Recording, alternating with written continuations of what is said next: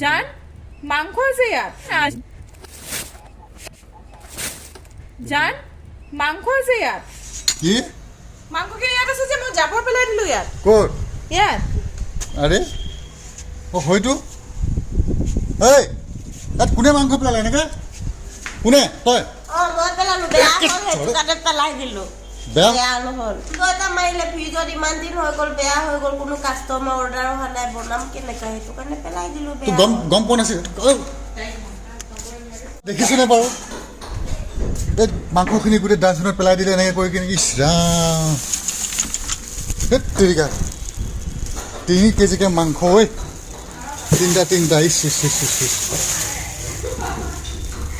কোন নাই গোন্ধ চোন্ধটো একো নাই